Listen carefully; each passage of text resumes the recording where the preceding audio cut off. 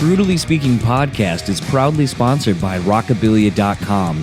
For over 30 years, Rockabilia has been the go-to destination for all things band merch. With over 500,000 items in their online store and collaborations with today's hottest bands, you're sure to find something you love. Use our code BREW10 at checkout and take 10% off your total order. So go pick up your favorite new piece of merch now over at Rockabilia.com. And now, on to the show.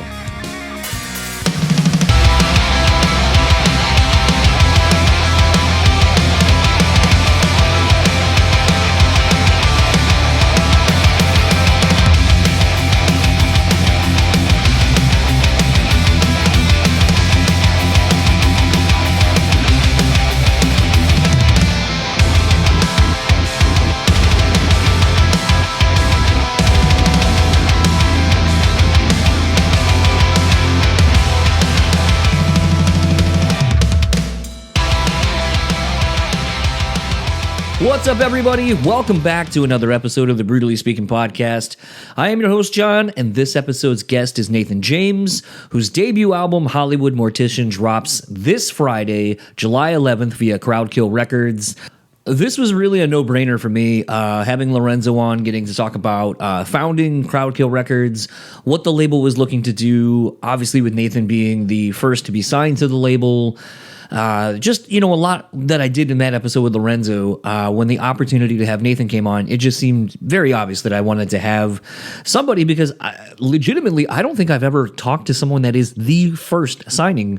And to me, I feel like, personally, that would feel like a lot of pressure to set the bar for not only literally like your bosses and set the tone for what the label is and what to expect, but you're sort of setting the bar for everyone else that gets signed to that label, in my opinion.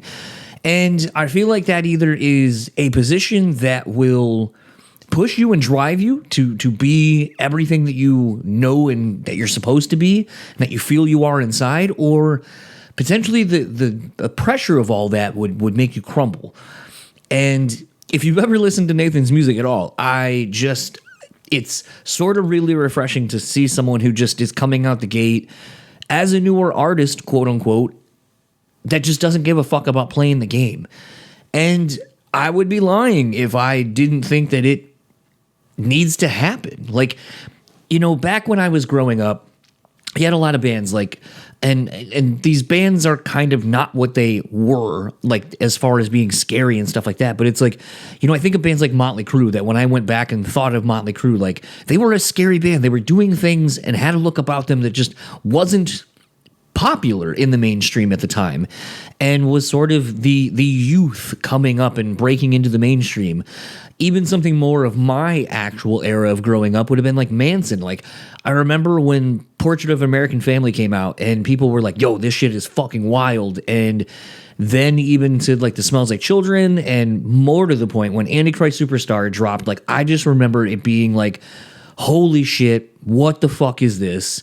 And it just kept pushing extremes. It just was someone who would not conform to anything that we thought that a rock musician or a crossover artist should be, but you just had to listen to them and you had to take them, like, you just had to watch.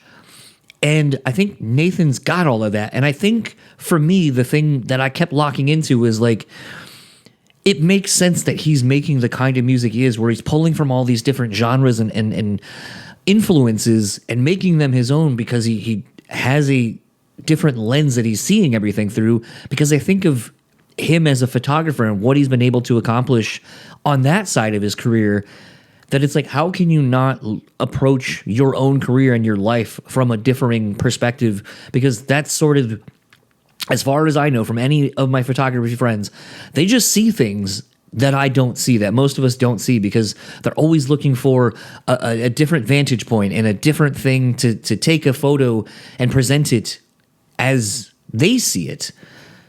So how would that not apply to Nathan's music? So all that said, let's get into my conversation with Nathan. I'll talk to you on the other side of it.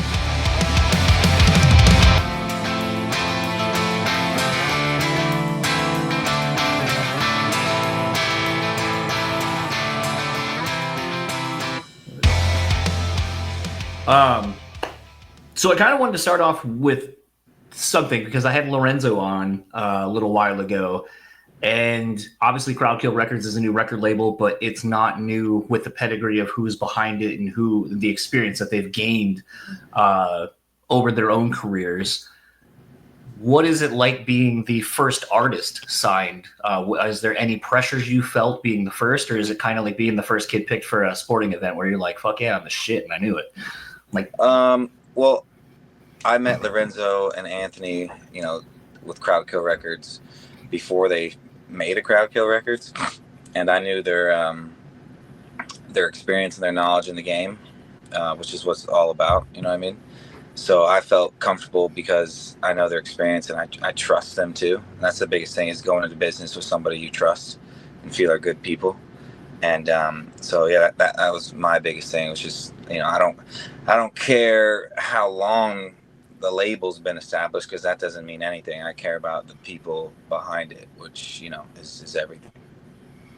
Well, I think we're both kind of saying, I think the pedigree of what at least those two have done for themselves. I mean, I that was why I wanted to have Lorenzo on, and eventually I hope to have Ant on for the same reason. But it's like they are people who are so steadfast in who they are, and they don't compromise their vision for anybody. And I think when they came up, that wasn't really how people kind of did things. Like it is, but I think it's more to the point, like, people expected you to be more humble and kind of like not be so braggy about like what you're doing, and knowing that you're confident in who you and what you do. And I think Lorenzo and Ant are those people. So it kind of made sense when you were announced as one of the first artists and kind of checking out some of your stuff. It's like, this totally makes sense because it feels like an extension of who they are, and it's what they would want to have represent who they are for their first signing. Yeah, no, I agree. And I'm super excited to be there. And, a lot of stuff is happening, but a lot of those things take so much time to happen. You know what I mean? Given your penchant for kind of being in an ancillary part of the music industry for as long as you have been with photography and such, has this journey to putting out your first record coming up soon, has it felt quick, or has it felt like a long process? Man, I would say it's felt quick and it's felt long. But the reality is that, 5 years is what it's been about, is not very long for being a musician. And I am proud of how far I've come in just the 5 years of, doing music. Everybody always wants more. I always want more for myself. But, you got to just take everything for what it is, let the results be the results. And where they are right now, I'm very happy. And I just hope, I can continue to grow more and more and impact more and more people and grow as a person myself, and just, keep just laying down bombs. You know what I mean? I think a lot of my music and a lot of my inspiration just comes so much from just a lot of hate and doubt from people in my life, just over the years of, elementary school, middle school, high school, college, now, everything. So I think a lot of my grit to do things comes from the place of almost like revenge a little bit sometimes, and wanting to prove others wrong. I think a lot of my songs come from that, because I constantly feel like with most people in most situations I've been in, I'm always in the defense. You know what I mean? And there's very few people I feel like I can be, not on the defense with. Something I kind of had wondered, because I feel like when I've been going to shows and been kind of listening to records and been a fan of music for a very long time, and once I think you kind of start either seeing like local shows and deciding like, that's what I want to do, I want to try to be a band, an artist, whatever, a creative, or if you're kind of more where I feel like I'm at, where it's like that part didn't really work for me, but like I love going to shows, and I think through being fans of people behind the scenes, like a Mike Gitter and like your A&R people and all this kind of stuff, you kind of start being able to identify what separates, the different levels of growing your band or growing your brand. And I think something that was really interesting and stood out to me right away is it seemed like you instantly had a look that I felt was very, like, you knew what it was, you were locked into it. You might play around with it a little bit more, but I feel like that's something that takes a lot of people so long to figure out. Yeah.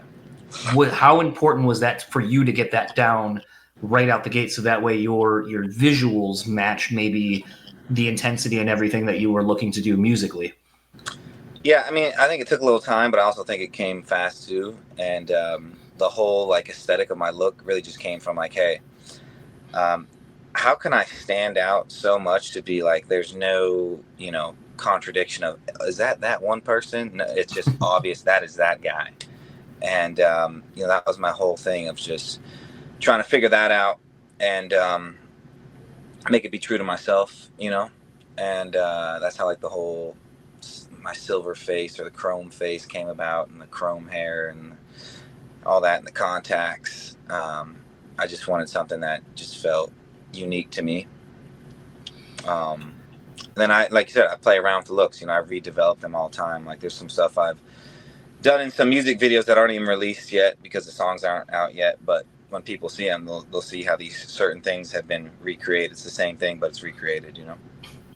Out of curiosity, how much does either the music inform the look, or the look inform maybe a sonic territory you want to take a look in? Because I feel like, correct me if I'm wrong, because I feel like your music videos and everything so far are very, again, thought out. They're very cinematic, and I feel like as someone who probably is, from a photography standpoint, looking at things from a different vantage point than most people looking at these things, I just wonder how much one informs the other or the other way around, because I feel like they're so symbiotic at this point. Yeah, they both coexist for sure. Sometimes when I write a song, I think more from a cinematic perspective, or sometimes after I write the song, I start to think from a cinematic perspective, like creatively. But there's always this like cinematic thing to it. And that's why, for me, my music videos are so important. A lot of artists, especially at my level, don't put a whole lot of effort into music videos because, number one, they cost a lot, and the reward, your return on your reward sometimes isn't like worth, juice ain't worth the squeeze. But for me, I made sure that, man, I'm just going to keep putting it in, because now I have an advantage with my YouTube channel being much larger than most artists my size, or even artists bigger than me.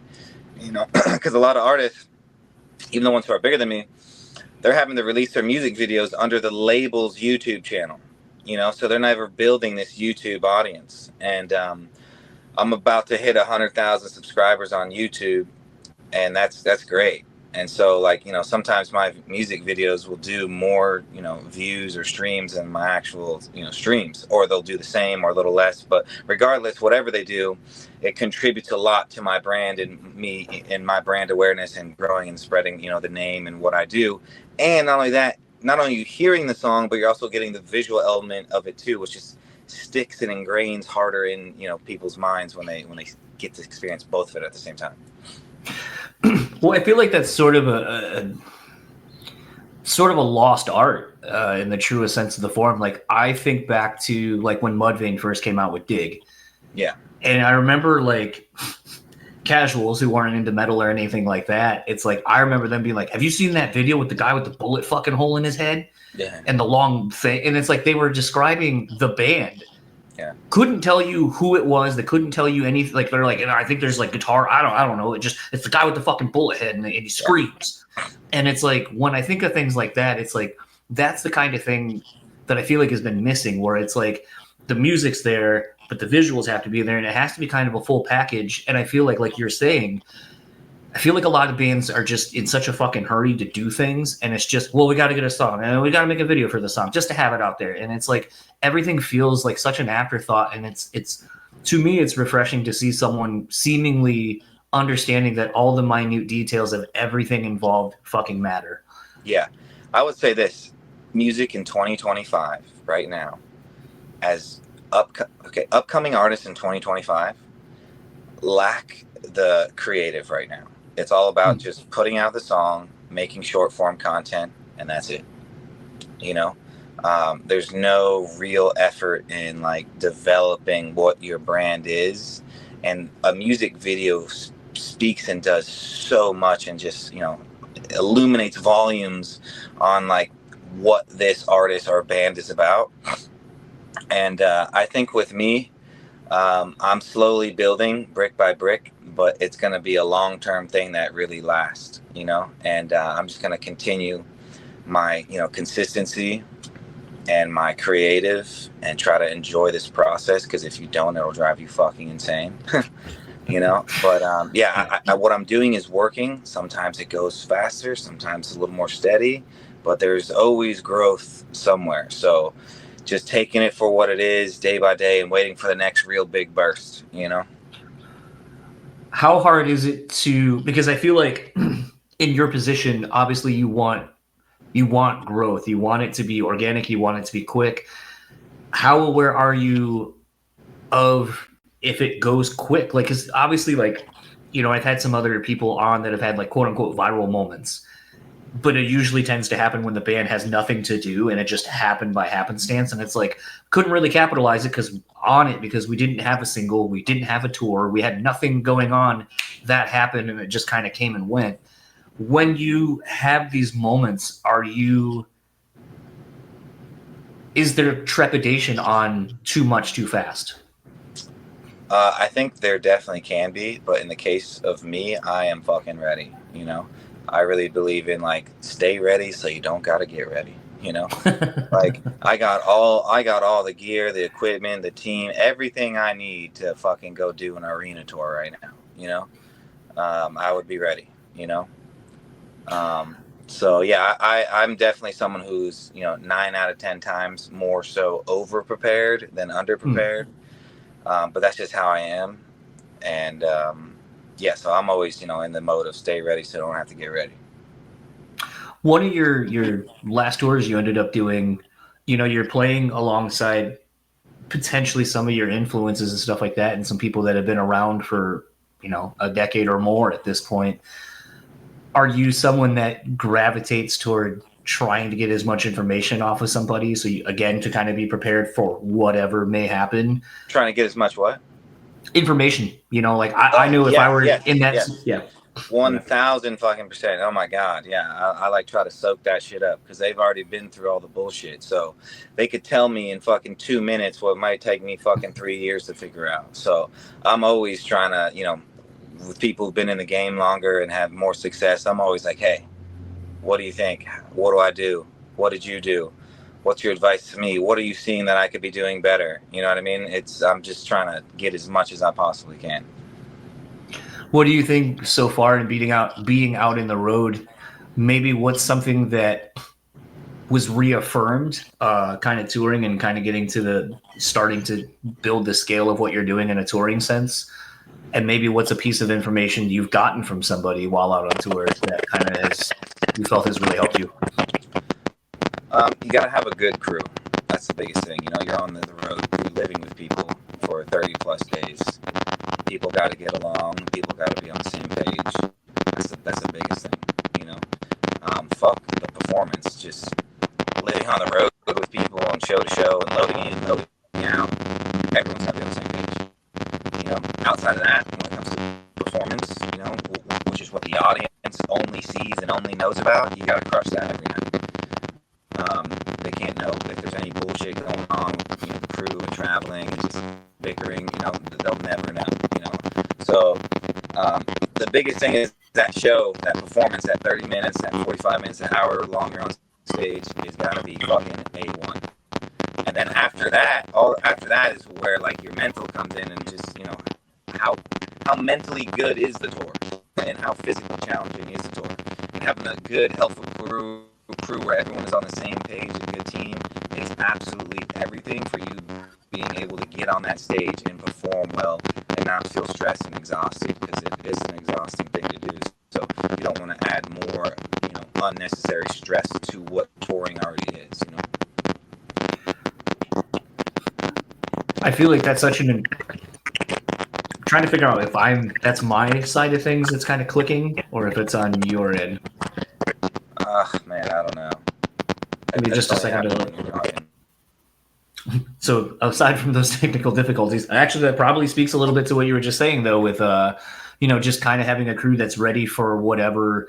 Because I feel like, and ironically, I was just telling a friend of mine who's about to go out on his first tour, and it's also going to be a shed tour. So he was talking about how he was excited but a little upset at a situation where they got him some help, and I was like, dude, you're the opening band, you're part of the opening band on a shed tour.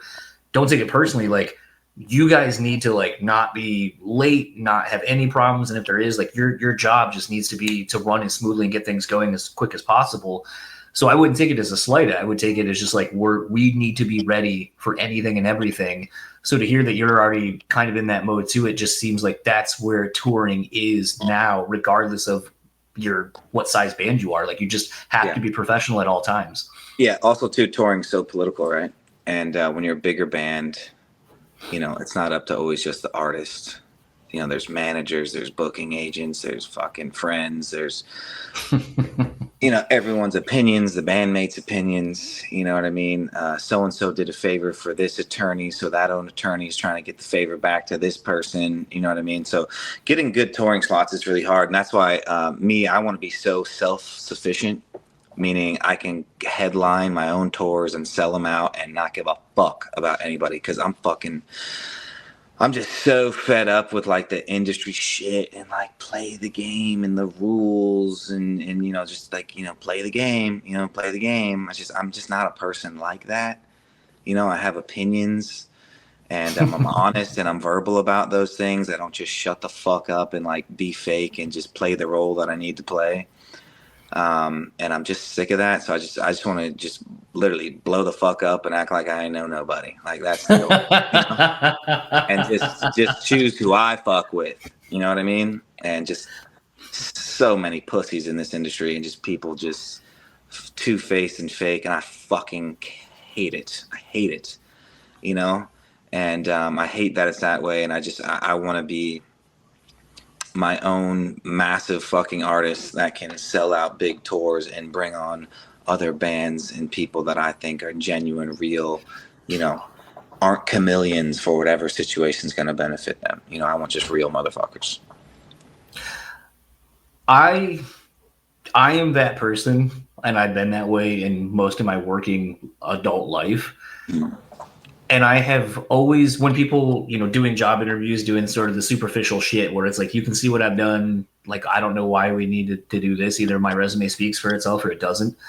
But it's always interesting when people are like, what's your, biggest strength? What's your biggest weakness? And I go, I want to learn how to do everything so I don't have to be reliant on anyone, because I hate having someone have to do one part of something that's like my job, and then I'm done and I have to either do the fucking thing anyway, or I have to wait for them to do it, and it slows me down. And it's like, I'd rather just take you out of the equation and fucking do my own thing. Yeah. And at least then if something happens and someone wants to like bitch about something, then I take all of it. Yeah. It didn't come out the way you wanted to. I'm sorry. It was my fault. I did it all. But I fucking hate when someone else causes me to get fucking reprimanded and I had nothing to do with it. Yeah. And it was out of my control. And the music industry is tough, right? There's so many elements, right? No artist can make their own instrumentals, record their own vocals, mix and master, shoot their own music video, be their finance, be their merch, be their touring, be their graphic designer, be the performer, and everything that goes into it. No one single person can do all that at a high level and be have the success that they want. So you are forced to rely on certain people for certain things, which is fine. You just hope that you can find good people who don't slow down the train that you're trying to keep moving. So yeah, that's just part of being in the music industry and dealing with that shit. But at least if you yourself as an artist can come, a big name artist and have, sold out tours over and over again, then all you got to worry about is just fucking, doing your thing, and you don't have to, try to get on someone's tour or whatever. You can just be like, I'm going to go on my own tour. I'm going to sell the fuck out. I'll make a fuck ton of money. Things are going to go my fucking way, how I want to do it. And that'll be that. Do you find, and this is kind of where I was going to go with what I was saying, is I tend to find when I tell people that it's met with a little bit of like, oh, and it's not usually taken the way I would hope it would be, because people think it makes me sound cocky or selfish or whatever. And it's like, no, I just know what I want, and I know that I would rather do it this way. And I have a certain expectation of doing, because I hold myself to a standard that other people don't. When you talk like this to other people in the industry, I would imagine most people behind closed doors are like, fuck yeah, man, that's awesome. Me too. But then put a face out that's like, well, you can't do that. You can't be that disruptive. You can't say shit like that. What is usually the publicly, feedback when you say that? Yeah, I think I get all the time, hey, Nathan, publicly, I think that's a good idea. And maybe it's not a good idea.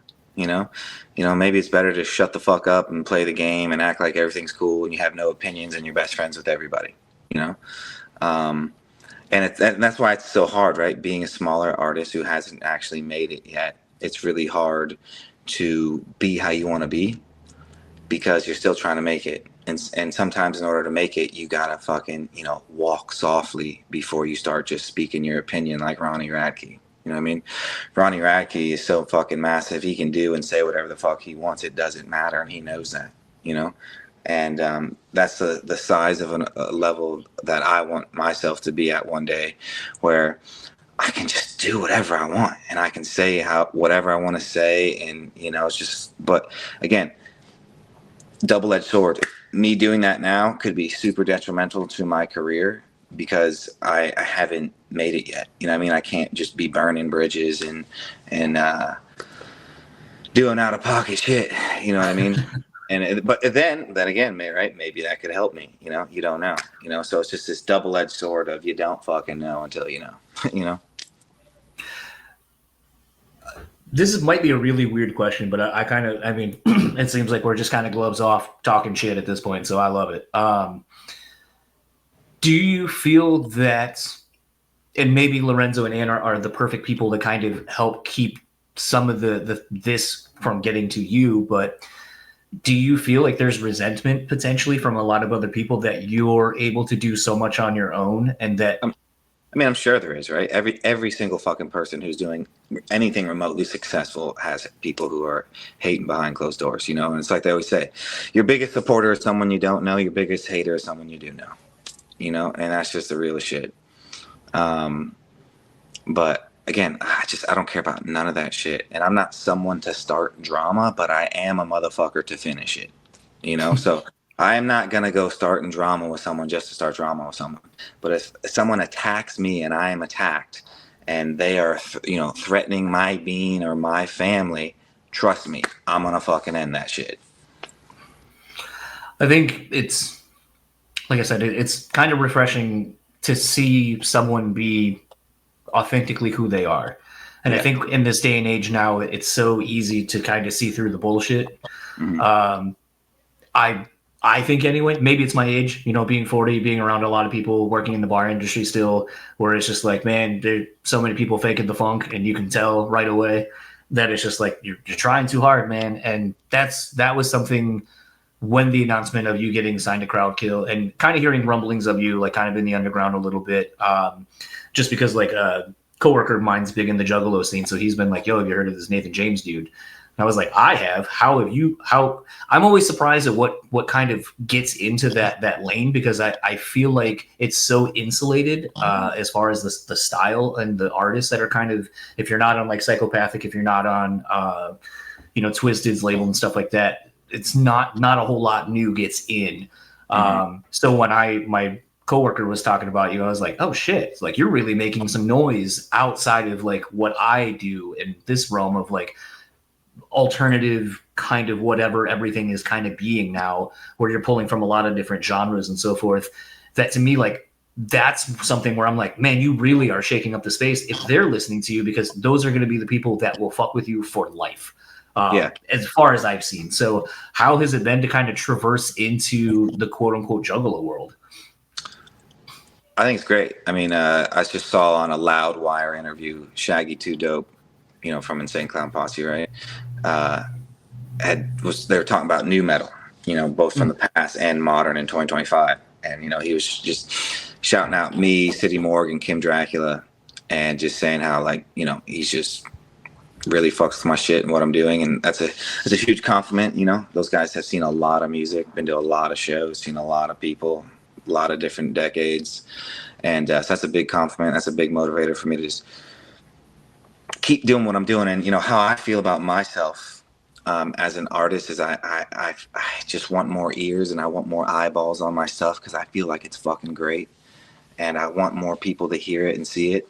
But again, I feel like I'm doing something that's very new and not just like, hey, let's make shoegaze music that sounds like Deftones. Like that's an easy like sell. Like a lot of artists are doing that right now, and it's working well for them. Which is, I love Deftones, I love shoegaze, I love that type of music, but it's not really anything new. I think they should just call that genre Deftones because that's what it is, you know. So yeah, I feel like what I'm doing is a compilation of a lot of new stuff, and it's just going to take a little bit more time for people to come onto it because it is so new and different. And when something's, you know, not as familiar, it takes a little longer for people to be like, holy shit, this is great.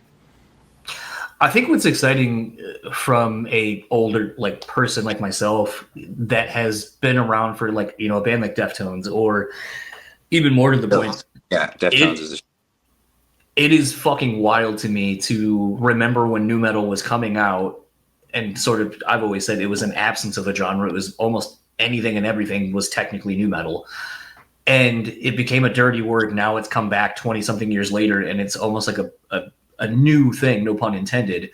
But it's interesting because I feel like between people like yourself, City Morgue's not quite in there, but it's like artists like yourself, like, and Suicide Boys, and like a lot of these other artists that are just like, we fuck with a little bit of everything and we're finding our own ways to do it. It's got to just be really fucking awesome to be a creative and just see the landscape being so fucking wide open, and that people are really fucking with it and just like open-minded, where I don't feel like it's been like that for at least a decade. Not like this. Yeah, I agree. And then also too, I mean, I like to call it new metal, you know, NU metal, because that's what I feel like I'm doing. I'm genrering that as my own shit. You know, I just call it new metal because I feel like that's a lot of the songs that I do have this kind of like newer new metal element. And yeah, we'll just continue to see where things go. You know, I'm just one fucking person trying my best, and you know, no one's gonna make it happen for me but me. So I gotta, you know, give it everything I got. Fuck with the people who fuck with me, and the people who don't fuck with me can fuck off. You know, that's it. Forgive the ignorance on the song title, because a lot of times at work I'll have something playing and I can't see what it is. You did an acoustic version of one of your songs, and I'm kind of blanking, like I said, on the actual title. I think it starts with an A, if I'm not mistaken. Appetite. Appetite. That's it. Is that how much of your songwriting in the infancy stages maybe starts off that way? What do you mean? So I know, like, kind of using a weird throwback band, but this band Blindside, they were a fully plugged in like Christian rock band. And I remember reading in Guitar World that their guitar player was like, I write every song on an acoustic because if it sounds fucking heavy, he didn't say fucking, but if it sounds heavy on an acoustic, it's definitely going to be heavy when I plug it in. And so a lot of people, like Last Resort, Papa Roach, that riff was actually a piano riff. So I know that people will write things in completely different instruments, tunings, so on and so forth, than how the final version is released. So I wonder how much of your songwriting maybe starts off acoustically or not remotely sounding the way that it does, just to kind of get more of the emphasis on melody and everything. Yeah, a lot of my songwriting, now I'm open to everything. I'm sure there's a lot of things that I could do that I haven't done that would be better than what I do. But a lot of what I've done so far is just, you know, I keep notes of either words or sentences or phrases in my phone. And then I like to just get in the studio, you know, with the producer and start to formulate the instrumental. And then from there, I like to bring the lyrics to life, you know. I've always wanted to, and I just haven't, because I haven't felt inspired to do it this way. Just say, hey, I'm just going to write a song in my head, write it down in my phone or on paper, the entire song, and then put something to it with, you know, a melody or the instrumental. But I don't know. I haven't done that yet. I've been wanting to try it because I think that could be another cool way to be writing so many songs so fast. because even if you don't use all that song that you write down in your notebook or your phone, you might just, use a part of that. Maybe part of this entire song, you just use a chorus or you just use a verse. Or, hey, a next song you do an instrumental for, that same song, now you're going to make that verse a chorus or that chorus a verse. Like, you just never know. And that's why it's always good just to be writing shit, because you don't know how it's going to be used, What is the weirdest place inspiration for a song has struck you? Oh, man, I don't know. But inspiration has struck me at all sorts of different times. Driving, walking, sleeping, waking up, about to go to sleep, taking a shit, shower, like everywhere. You know what I mean? Just life is when it hits you. I just always think it's because, again, kind of going back to like I was in Detroit to go see a show this last week and happened to be walking past this building, and I saw like I thought it was a reflection off of the skyline of the downtown behind me off of the glass, but it actually was a pool that was closed in the YMCA. I didn't realize it was a Y until I looked up, but it was so cool because like the glass was like kind of foggy looking, and then like the lighting was just like crazy looking, and then the pool like reflection and everything, and I was like, this just looks eerie and crazy. So like I took a moment to like take that photo real quick, but it was a thing where it's like in my head I looked at it, started getting my brain going, and I was like, oh shit, well, it stopped me, so I should like document this thing. So I think of just like things like that, like especially again, like I said, like knowing your probably penchant for photography and just kind of seeing things completely differently than most people would, that I feel like maybe it would be like I don't know, I was doing blah blah blah, and like this crazy like line or this idea came to me, and I'll always kind of have that memory attached to these things. Yeah, no, it always happens. And I say to people all the time, I probably watch 99% of the time I watch at least one movie a night, meaning sometimes I watch more movies than one, or TV shows. So I get so much visual ideas and words and concepts and storylines, because I'm a huge I love stories, so I'm a huge story lover. Is that something, an avenue you would like to take your stuff overall? Is like, it seems like graphic novels and things like that are now becoming a lot more of a play for bands, or at least someone in the band that has the acumen to understand how to do that. Would that be something you are working towards? Eventually I would love to, direct either my own movie or a TV show. I would love that. And I would make it fucking so cool. It'd be sick. It'd be crazy stories. And implementing, just everything about it would be insane. I just don't think I'm there yet. I mean, I could do it right now, but that's not what my main focus right now is just fucking go to the moon with my music stuff. And then, once I feel like I'm in a, more solidified spot with my music career, then I want to start to dabble into the movie stuff. But I'm also not limiting myself. If the opportunity came for me to make a movie right this second, I'd be like, let's fucking go, I feel like that seems like the natural progression for you is to really get your hands on a lot of different things to, because you never know explore your world. Yeah. And I'm just like, as of recently, man, I've just been just short fuse, short fucking fuse. I just in the short 5 years of me doing the music, and then all the years of me doing the photography with different people, I've seen a lot of the industry, a lot of the business, a lot of the people. And I'm just sick of all this fucking Disneyland fucking fake shit. And that's why I just want to, I want to have my own dynasty so bad, to just fuck with the real motherfuckers that I know are real in this industry, and just, have that be a little circle of just real motherfuckers, Realistically speaking, because it seems like obviously that's something you want. I hate to say, have you put I'll say, have you put a goal toward it? Like, are you like, okay, I've done this in 5 years, and I didn't maybe think I would be here in 5 years. So now it gives me the permission to dream a little bigger and it not seem so far out of the realm of happening. Are you on like a 2 years, I'm going to do blah, blah, blah. Like what's on your like vision board of sorts? Yeah, I mean, my biggest thing is how can I grow as fast as I possibly can without sacrificing quality? So that's my rule. Is there's no limit of, hey, I want to hit this year. It's just I want to hit as much as I fucking possibly can without sacrificing quality and integrity. Are you finding that to be a challenge currently? Right now, I feel like things are in a lull for me in some areas of social media. If we're talking about growth on social media, some things are in a lull, but other things in social media are really growing. You know, like my Snapchat's really growing, my YouTube's really growing. So I got to be thankful for that. You know, my TikTok, my Instagram are kind of just steady right now. Nothing's really happening. Nothing. You know, it's kind of like a lulling period there. But when it comes to my YouTube and my Snapchat, it's going great. You know. And that's just the name of the game, you know. Sometimes, you know, that's just how it is. It's just things go up and they go down, and you can't spend too much attention on it. You just got to try to be like, okay, what do I need to do different? What should I try different? And you try it, and doesn't work. You try it again. You try something else. You try it again. And you just keep going, you know. So that's all you literally can control is your effort and your consistency.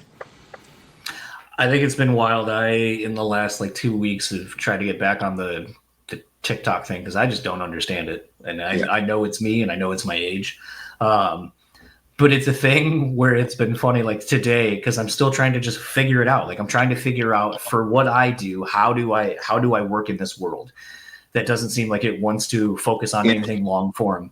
You know what I want to tell people is look what other creators like yourself do who have success with doing podcasts and do that exact same thing in your own way.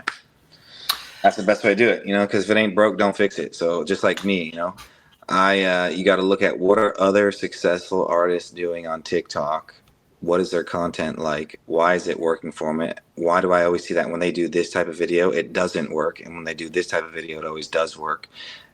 You know, there's something there. You know, there's something that's working there that will not only work for them, but for me and for other people too, you know? I guess it's a difference in how we approach things because I just look at everything and I go, this person literally has like 40 clips at a minute long. Their podcast is an hour. You're literally going to watch this whole thing minute by minute. Like that doesn't seem advantageous at all. Like, yeah. I don't know. It's so funny because I focus on the negatives. Yeah, they know the reality is most people aren't going to watch the whole thing. But the lit 15 to 30 seconds you pulled or you tried and it's registered with the right people, that's the part that's going to go viral. And that's the part that's going to bring people to, you know, watch the full things or watch other clips. And it's just chipping away at the fucking brick. You know what I mean? Just chipping away. That's it. This is, I mean, kind of since we're in this space of creation and the other side of being an artist, a musician in today's world, when you're creating a song, because like I've seen what you're saying, where it's just the chorus ad nauseum, and you're just throwing it every 30 seconds into wherever the fuck you are, and you know you're just pushing that chorus and that song.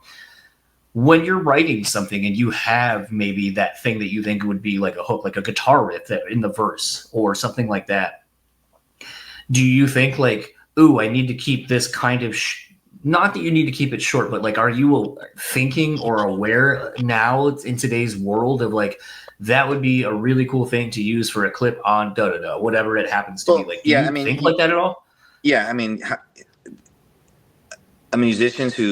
for any musician who is with the current times, how could you not think like that? You know, because we all know that in order to get your song to pop off on social media, you're not going to post your entire 2 to 3 minute song.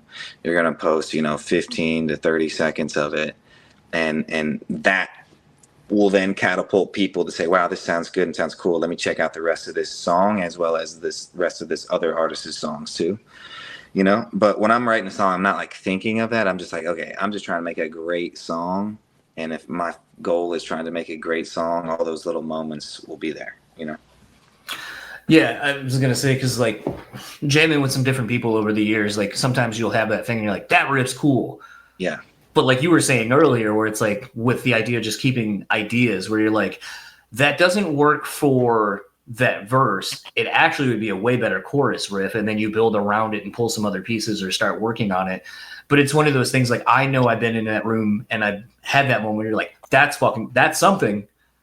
And then it just kind of gets the brain going. But like now I just wonder, like, do artists when they're creating like that? Because I just don't have that instant access to people in that space where it's like, yo, this part's gonna fucking pop off. Whatever the fuck. Like, and here's the thing, right? You might think, oh man, this part's gonna pop off, and then there's another part of the song where like that's not the part, and the part that you think it's not the part is the part that pops off, and sometimes the part you think is the part pops off, or sometimes none of it pops off. So it's just like throwing darts, man. You don't fucking know. You having a direction of where the dartboard is at, but you're just throwing shit blind, and you're just hoping something sticks, lands, and hits the bullseye. That's it. I kind of want to get you some time in between the next one, so I'll kind of start wrapping this up though. Given how like wide ranging your music is, what do you think would be the perfect bands for you to either open for, or if you could put together just your own like 4-band package tour, who would you like to be with that you think would just work the best for you? Yeah. Okay. So Falling in Reverse, Suicide Boys, Ghostman, Marilyn Manson, Papa Roach, Korn, Limp Bizkit. Those would be like the ones, Sounds like we need to bring Family Values tour back. Yeah, Slipknot for show, Those would be perfect. That are like big shit, I definitely feel like, and I'm not going to mention names, but there has actually, you know what? Fuck it, I will. In the spirit of this conversation, I'll fucking mention the name. I feel like, unlike a Code Orange, I feel like if you were to be given those opportunities that they got, those big look tours, those summer fest. Who got? Code Orange. Oh, the band Code Orange. Okay, yeah. So nothing against them as people or anything like that, but like I saw them get all these big look opportunities. They basically were the darlings of the industry, of the underground scene, and it felt like they or management or somebody pissed off away the opportunities because they wanted to make them feel, I'm saying this, pretentious and like untouchable, like couldn't get them even though they're the first band on a package of 4 or whatever. And you would see them in these sheds playing first slot, and then I would see them come back to a room that they had sold out when they were still Code Orange kids and couldn't even sell out half of the room at a 420 cap room. But then you would see a band like Knock Loose, who I think has done it right, slow and steady and doing all the right things. And every big look opportunity they got, they capitalized on it. When you come see them at another room, they would sell it out quickly. They'd go to the next room, sell it out quickly. And it just felt like they stayed true to who they were, and everyone kind of managed them and the expectations, I think, very well. But you saw a band like Code Orange blow up and then just fucking squander all these opportunities I felt like they got. I don't feel like you would do that. I don't feel like you would. I think you would get those opportunities, and then you would go back to a smaller room on a headliner, and I think you would damn near sell it out, at least, if not for a walk-up, you would sell it out. Yeah, I mean, I don't know the history of Code Orange, but I understand the situation you're saying. So I can't speak on Code Orange, but yeah, I can speak for myself, which is, I ain't taking nothing for granted, and I want it so bad. And there's several reasons why I want it. And one of the biggest reasons why I want it is because I feel like a lot of what I'm doing, especially in this 2025 era or this modern time, I feel is there's not a whole lot of people doing it like I'm doing it. And I really want to find my right audience of people who fuck with that, because I want them to enjoy that. It makes me the happiest when I see other people enjoying what I do, because then that inspires them to do something, or it just makes them feel good in the moment. And that's just the biggest reward, is knowing that you're either inspiring other people or making them feel good, or just, whatever, that positive feeling is. That's such a rewarding feeling for any artist, Kind of a weird last question for you. Hollywood Mortician. There's what it evokes in my mind of what it represents or what it means. Where did that idea come from? Because I think it's a really interesting. It evokes really interesting imagery in my brain. Yeah. Well, I was on tour within this moment, and I was driving in the middle of nowhere somewhere. I don't know where we were. And I was talking with the driver. I was like, man, I'm trying to figure out what I want to name my album. And he was like, well, let's listen to some of the songs, and we start talking back and forth. He's like, man, all these songs just sound like how you hate all the fuck shit in Hollywood, and there's a lot of revenge, and you're just coming off to kill these motherfuckers and call people out and just see through all the fake shit.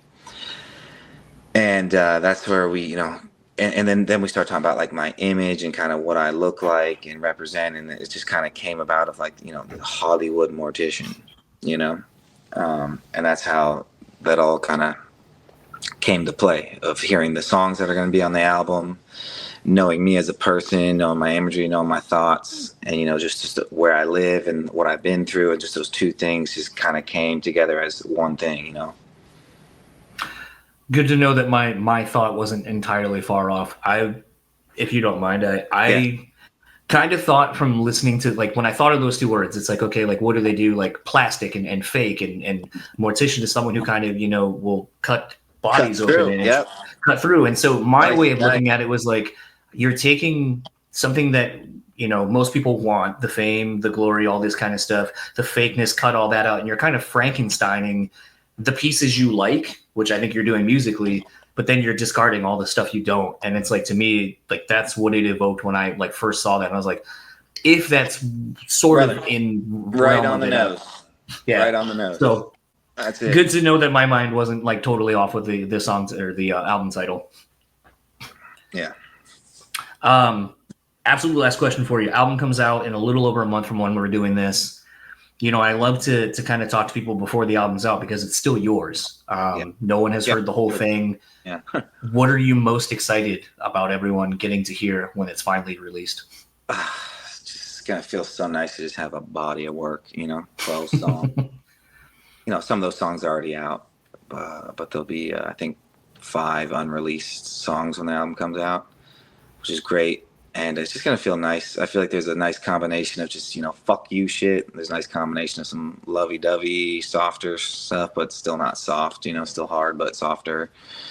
And, yeah, man, I didn't realize that, at least for me, putting out my first album and putting all the time I put into it, and even just, so much thought into the name Hollywood Mortician, I just feel really good about it. And I just, I want it to do really well. You put so much time, energy, effort, and money into it. The last thing you want is it to just not do as well as you think. And for me, it'll do great as long as I know I put everything into it to try to get it out to as much people as I can. And however it does will be how it, does in that first couple months, But again, the good thing about music is it's timeless, Fuck. There could be a song on there that blows up 20 years from now, like we just don't know. So it's never really over, with music. It's just a matter of if and when, Absolutely. Well, I'm very much looking forward to the album dropping. I haven't gotten to get the media link yet, so I'm waiting on pins and needles as well for the month to go by so I can check out the rest of it and see how it all flows together, because I feel like a track listing has probably been really very detailed and put together a specific way to tell the story as you want it to be told. And I'm excited to see touring opportunities and so forth, and hopefully in the rest of this year, or probably at the very least, maybe at the beginning of next year, see a show of yours here in the Michigan area. Where do you live? Grand Rapids, Michigan. Oh, yeah. Fuck, man, yeah. Hopefully there's something out there. If there is, just hit me directly and I'll make it happen. Yeah, absolutely. Last question for you. Where can anyone find you, or anything you would like to plug online? Yeah, if you're interested in following any of my journey, just, check out Nathan James on everything. I'm on absolutely everything except Twitter. My music's on everything, so just check it out, Nathan James. So that was my conversation with Nathan. Want to thank him once again, and even during some technical difficulties of whatever that noise was that was being picked up, I believe in his Sprinter van, but thankful to him for picking up and actually moving location so we can continue on this conversation and just being himself. I know that's seemingly something I say all the time. I think if you have listened to this show long enough, I think if you listen to other shows or just do anything where you see people in the entertainment industry, there's a lot of fake fucking people. And there's people who will say whatever they feel like they have to or need to appease you or me or whomever. So in this day and age now where you have like your Ronnie Radkes and a few other people that are being more vocal, I think it is ushering in this new era of people who aren't going to placate to tired norms of the industry.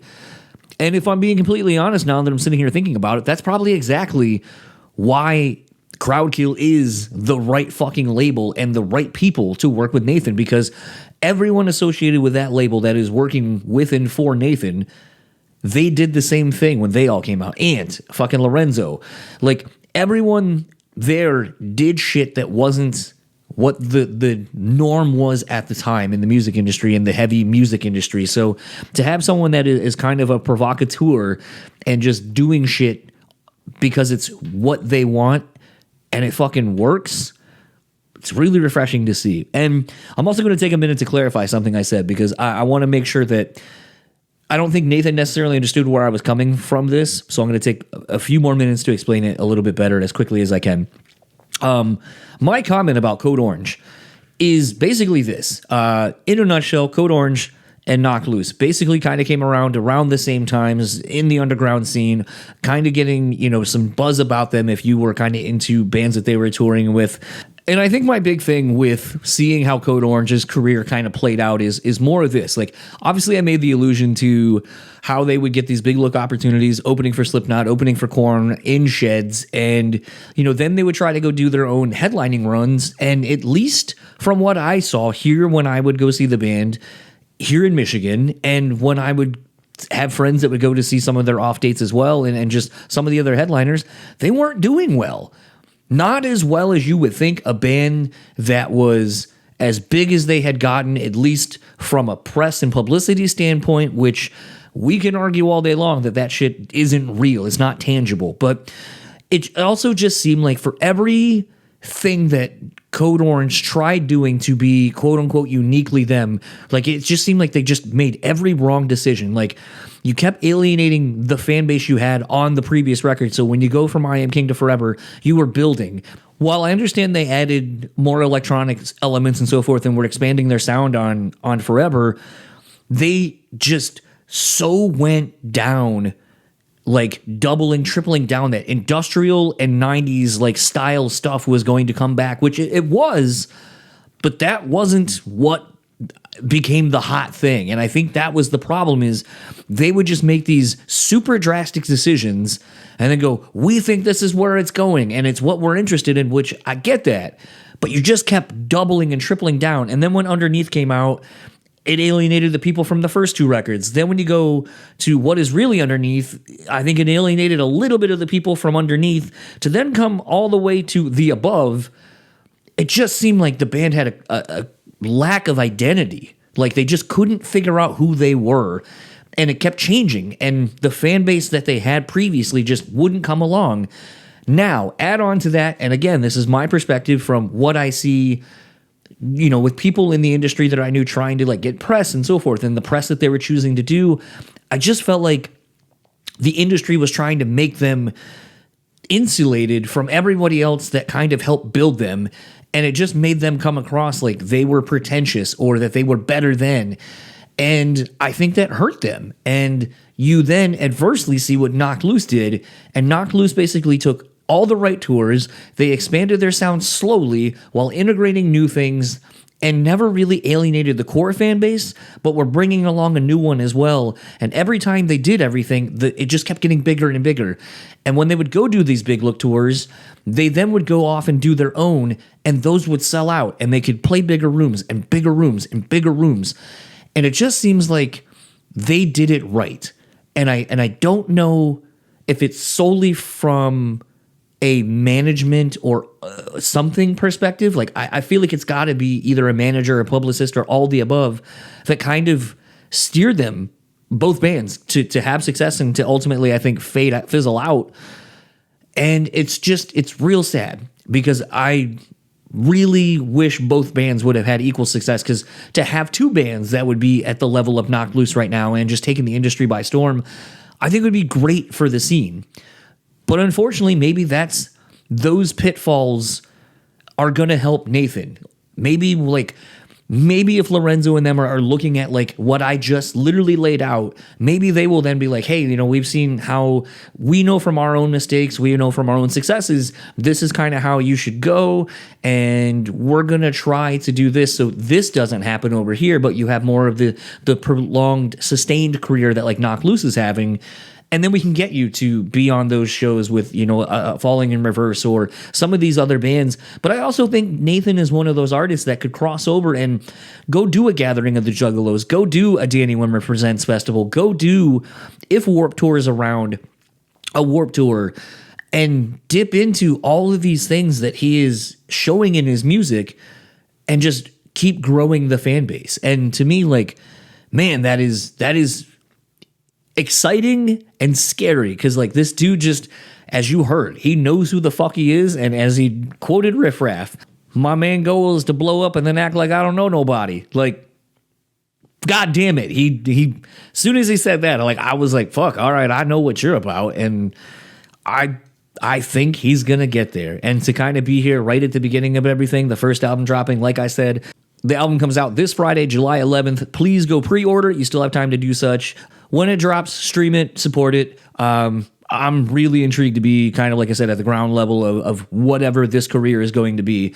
I definitely got my eyes and ears on this, so I hope you do too. Hopefully you enjoyed this. Let's start wrapping up this episode. If you'd like to keep up with Nathan James, man, it is real fucking simple.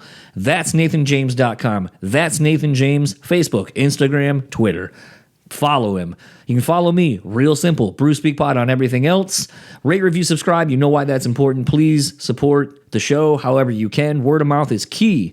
Also, what's key? Please go support Rockabilia. Go over to rockabilia.com, where they have over 500,000 items in their online store.